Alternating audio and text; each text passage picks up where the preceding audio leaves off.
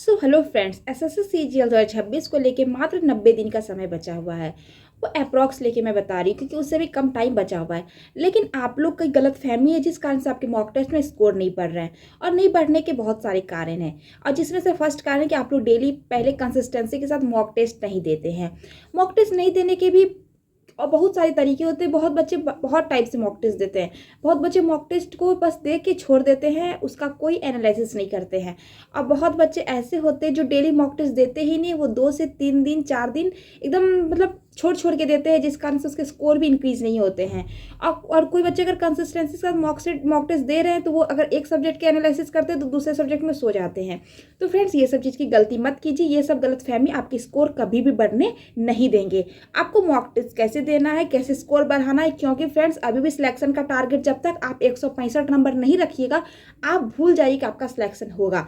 क्योंकि फ्रेंड्स, मैं आपको इसलिए बता रही हूँ कि आप एसएससी का नॉर्मलाइज का फंडा हट चुका है वो वाला।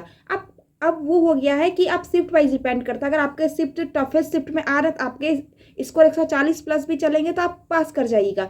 लेकिन आप अगर ईजीएस शिफ्ट में पकड़ा गए तो आपके अगर 165 प्लस भी नहीं है तो कोई फ़ायदा नहीं है। तो मतलब बता रहे हैं कि इस बार मॉक टेस्ट दे रहे हैं, लेकिन आप शिफ्ट वाइज डिपेंड करता है। आपका बहुत हार्ड शिफ्ट है फ्रेंड्स, आप टारगेट कीजिए उसमें मेरे 130 से 140 के बीच स्कोर आने चाहिए। क्योंकि इस बार एसएससी सीजीएल 2025 का रिजल्ट आया, उसमें से बच्चे का 135 नंबर था हार्डेस्ट शिफ्ट में, उसका सिलेक्शन हुआ है। और जिस बच्चे का 170 नंबर था उसका सिलेक्शन नहीं हुआ क्योंकि उसका घींच करके कम मार्क्स हो गया।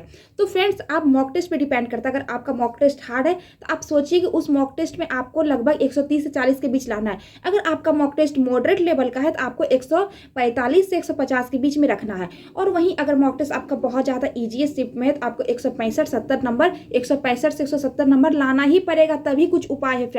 और इसके कारण से और आप लोग पढ़ाई भी कर रहे हैं, आप लोग क्लास भी डेली कर रहे हैं, बट आपके स्कोर नहीं बढ़ रहे हैं। क्यों, क्या कारण है? आप लोग कभी अपने आप को सोचे, आप लोग कभी अपने आप को एनालिसिस किए हैं कि आखिर क्यों मेरा स्कोर नहीं बढ़ रहा, आखिर क्या सबसे बड़ा कारण है?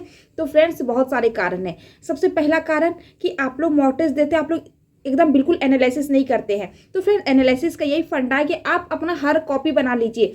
चाहे आप वो एक ही कॉपी में अलग अलग पार्ट बना लीजिए, रीजनिंग की अलग, मैथ्स की अलग, साइंस मतलब सॉरी जीएस की अलग और इंग्लिश के अलग। लेकिन फ्रेंड्स, आप अगर अलग अलग कॉपी पतली पतली बना चाहते हैं वो बना लीजिए। और उसके बाद फिर फ्रेंड्स देखिए कि आपके मॉक टेस्ट में कौन से क्वेश्चन गलत हुए हैं।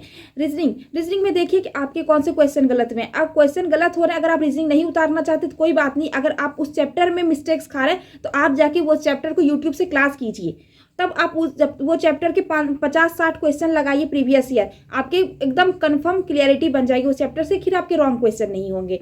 वो फ्रेंड्स अलग बात है, इसलिए मिस्टेक्स हो जाती है। लेकिन आप वही चैप्टर के बार बार क्वेश्चन रॉन्ग कर रहे हैं तो आपकी वो इसलिए मिस्टेक्स नहीं है, आप वो चैप्टर जान ही रहे हैं, नहीं मतलब जानते ही नहीं अच्छे से बनाने, तो आपके स्कोर नहीं इंक्रीज होंगे।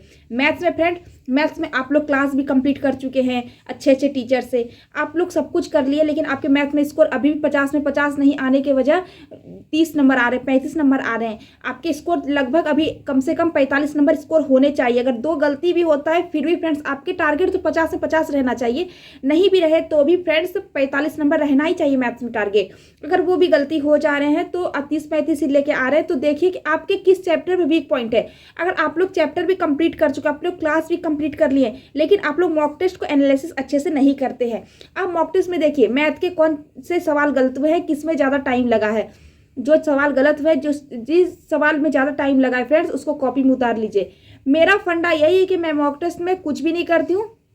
जो सवाल गलती हुआ उसको कॉपी में नोट कर लेना, उसका सॉल्यूशन देख लेना है, लिख के रखना है, ताकि कभी कॉपी रिवाइज करने का टाइम भी लगे तो मैं वो कॉपी से सॉल्यूशन देख सकती हूँ। और एक बार आप वो सॉल्यूशन देख लीजिएगा फ्रेंड्स, तो उस टाइप के आपके जितने भी सवाल आएंगे आपके कभी गलत नहीं होंगे। ये दावा है फ्रेंड्स। क्योंकि फ्रेंड्स आप वो सवाल को खुद कर चुके हैं, आप कॉपी में नोट किए, आप उसको टाइम टू टाइम रिवाइज कर रहे हैं, तो कहाँ से आपके गलत होंगे? आपके सवाल जिस सवाल में मात्र 50 सेकंड लगना चाहिए, आपके अगर 1.5 मिनट लग रहे हैं तो वो सवाल को कॉपी में लिखिए और उसके सॉल्यूशन भी लिखिए। वहीं आपके जो सवाल गलत हो रहे हैं उसको भी कॉपी में लिखिए, उसका सॉल्यूशन भी लिखिए और उसको टाइम टू टाइम रिवाइज कीजिए फ्रेंड्स। ऐसे मॉक टेस्ट में आपके मैथ्स में अच्छे स्कोर इंप्रूव हो जाएंगे। और आप अगर 15 दिन कीजिएगा ना तो आप देखिएगा कि 15 दिन में आपके मैथ्स में 30 से स्कोर बढ़ के 40 नंबर आने लगे हैं। और ऐसा होता है फ्रेंड्स, आप बिलीव कीजिए। ऐसा रियली होता है। आप करके देखिए 1 मंथ, फिर आप कमेंट कीजिएगा इसी वीडियो में कि सही में मेरा इम्प्रूव हुआ। वही फ्रेंड्स जीएस, जीएस में आपको ज़्यादा दिमाग नहीं लगाना। आप जीएस में मानते हैं कि सब कुछ पढ़ लिए हैं, आप क्लास भी कंप्लीट की, आप बुक से पढ़ रहे हैं, कोई भी बुक से पढ़ रहे हैं, किन्हीं की टीचर से पढ़ रहे हैं, तो वो मैटर नहीं करता है। आप मॉक टेस्ट में कितना स्कोर कर रहे हैं वो मैटर करता है। आप जनरल अवेयरनेस में लगभग आपको नहीं भी कुछ तो 20 नंबर लाना पड़ेगा, 20 से 25 नंबर, वहीं सिलेक्शन होगा फ्रेंड्स। क्योंकि अभी 50 में आपको 25 नंबर अगर नहीं लाते हैं जीएस में तो भूल जाइए कि जीएस। अच्छे बच्चे तो 30-35 नंबर भी लेके आ रहे हैं, लेकिन आपका टारगेट अभी भी रहना चाहिए कि मेरे 25 नंबर भी आए। तो वो कैसे आएंगे फ्रेंड्स? आप बुक पढ़ रहे हैं वो अलग मैटर है, आप कुछ भी कर रहे हैं वो अलग मैटर है, लेकिन प्रीवियस ईयर देखना सबसे सही मैटर है।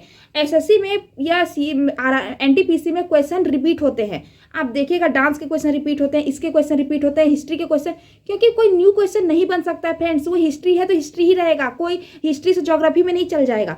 इसलिए फ्रेंड्स आप जितने भी एग्जाम हुए हैं प्रीवियस ईयर उसको देखिए क्वेश्चन को।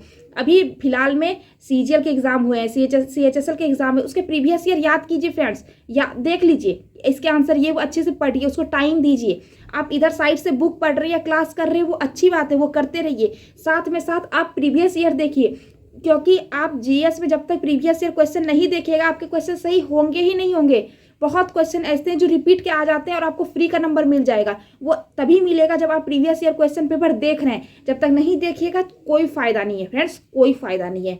तो वहीं फ्रेंड्स देखिए, ऊपर से देखिए कि मॉक में भी कौन क्वेश्चन गलत हो रहा है। मेरे क्वेश्चन तो कोई भी गलत होते हैं फ्रेंड्स मॉक में, चाहे मैं प्रीवियस ईयर देख रही हूँ, जीएस नहीं देख रही हूँ। प्रीवियस ईयर तो मैं देखती हूँ, मतलब क्लास कर रही हूँ, मैं क्लास तो नहीं करती, मैं ऑफलाइन मतलब खुद से ही पढ़ती हूँ जीएस को बुक से। और फ्रेंड्स साथ ही साथ मैं प्रीवियस ईयर जो देख रही हूँ अलग बात है, मैं अभी एनटीपीसी की प्रीवियस ईयर देख रही हूँ, साथ में मेरे मॉक टेस्ट में जो भी क्वेश्चन गलत होते हैं मैं डायरेक्ट उसको कॉपी में नोट कर लेती हूँ उसका, क्योंकि वो क्वेश्चन रिपीट अगर हुए तो मेरे क्वेश्चन गलत नहीं होंगे। बोली कैसे? मैं वो क्वेश्चन लिखने के साथ साथ उसको याद भी कर लेती हूँ। थोड़ा ही आजकल फ्रेंड्स कि लिखने से थोड़ा आलस आता है बॉडी में कि भाव कौन लिखेगा नहीं लिखेगा, लेकिन अगर आप एक बार लिख लेते हैं तो वो शायद क्वेश्चन आपके लाइफ में फिर कभी भी पूछेंगे तो गलत नहीं होंगे, क्योंकि उस कॉपी में आपके चलेंगे तो जरूर है कि वो कभी ना कभी आप रिवाइज कीजिएगा। और कभी ना कभी से क्या मतलब फ्रेंड्स, वो कॉपी 2 से 3 दिन के बाद रिवाइज कीजिए, आपको फायदा मिलेगा। आप लिखने में बिल्कुल भी आलस्य कीजिएगा तो फिर स्कोर कैसे इंप्रूव होंगे? क्योंकि हर टीचर बोलते हैं कि कितना भी आप कुछ भी पढ़ लीजिए, जब तक आप मॉक टेस्ट नहीं दीजिएगा कोई फायदा नहीं है, कोई भी फायदा नहीं है, कभी सिलेक्शन नहीं होगा। क्योंकि मॉक टेस्ट से पता चलता है कि क्वेश्चन कैसे पूछ रहे नहीं पूछ रहे। तो फ्रेंड्स मॉक टेस्ट दे रहे हैं, चाहे आप कोई भी प्लेटफॉर्म पे दे रहे हैं, टेक्स्ट बुक, ऑलिव बोर्ड या आरबी वाले सर के या द पंडित के, कहीं भी आप मॉक दे रहे हैं, मॉक देने से कोई मैटर नहीं करता है, आप उसको एनालिसिस कितना अच्छे से कर रहे हैं वो मैटर करता है। मॉक टेस्ट तो मैं दिन के भी 7 मॉक टेस्ट 10 मॉक टेस्ट लगा लूँगी, क्या फ़ायदा जब तक मैं एनालिसिस ही नहीं करूँगी? तो मेरे स्कोर कहाँ से बढ़ेंगे? मेरे मॉक टेस्ट पहले में जो 140 नंबर आ रहे तो दूसरे में 135 ही आएंगे या 142 आ जाएंगे, थोड़ा बहुत बढ़ेंगे घटेंगे, लेकिन जब तक और अगर आप उसको अच्छे से एनालिसिस कर रहे हैं तो उसके स्कोर अच्छे से इंप्रूव होंगे। आप दिन का एक ही मॉक टेस्ट दीजिए लेकिन उसको अच्छे से एनालिसिस कीजिए। वहीं इंग्लिश में फ्रेंड्स आपके जितने भी एंटोसाइनो जो गलत हो रहे हैं, जो आप अलग से अपना पढ़ रहे हैं, वो डेली स्ट्रैटेजी फॉलो कीजिए। लेकिन फ्रेंड मॉक टेस्ट में कीजिए इंग्लिश के जो भी आपके एंटोसाइनो गलत हो रहे हैं या आपके एरर के क्वेश्चन जो भी गलत हो रहे हैं उसको कॉपी में नोट कीजिए और इस एरर में क्या लगा हुआ है, क्या रूल लगा हुआ है उसको भी लिखिए। एंटोसाइनो जो गलत हो रहा है उसको भी लिखिए और क्लोज टेस्ट और पैराजम्बल वगैरह या रीडिंग कॉम्प्रिहेंशन को अच्छे से समझिए कि क्यों गलत हुए, उसको अच्छे से पढ़िए, उसको अच्छे से एनालिसिस कीजिए, खुद को सोचिए कि क्यों गलत हुए। और उसमें भी कभी कभी एंटोसाइनो पूछ लेते उसको कॉपी में डायरेक्ट नोट कीजिए। ठीक है फ्रेंड्स, ऐसे इंग्लिश का भी एनालिसिस करना है और ऐसे ही मैं करती हूँ एनालिसिस। आई होप आप लोग भी समझ गए होंगे कि ऐसे ही एनालिसिस किया करते हैं। अगर आप लोग ये गलत फहमी में रह रहे हैं कि मेरे ऐसे स्कोर बढ़ जाएंगे, तो आपके स्कोर कभी नहीं बढ़ेंगे फ्रेंड्स, कभी नहीं बढ़ेंगे। आप कुछ भी कर लीजिए, जब तक आप मॉक टेस्ट एनालिसिस नहीं कर रहे आपके स्कोर नहीं बढ़ेंगे तो नहीं बढ़ेंगे। बच्चे कितना भी क्लास कर लेते हैं, बहुत बच्चे हैं। आखिर कंपटीशन एग्जाम, कॉम्पिटेटिव एग्जाम बोला क्यों जाता है? इसलिए बोला जाता है यहाँ कंपटीशन मॉक टेस्ट का ही फ्रेंड्स। जो बच्चे मॉक टेस्ट को अच्छे से प्रिपेयर करते हैं, अच्छे से एनालिसिस करते हैं, इसको स्कोर इंप्रूव होता है, वो जॉब भी अच्छे खासे ले लेते हैं। लेकिन जो बच्चे तैयारी करके भी मॉक टेस्ट एनालिसिस नहीं करते हैं या फिर मॉक टेस्ट नहीं देते हैं तो वो गलत बात है। आपको मॉक टेस्ट डेली एक तो जरूर देना चाहिए, चाहे कुछ भी हो जाए। आपके सिलेबस में 50% ही कंप्लीट हो या 60%, हाँ स्टार्टिंग करें तो अलग बात है, लेकिन 50% सिलेबस कंप्लीट हो गया तो डेली एक मॉक टेस्ट दीजिए।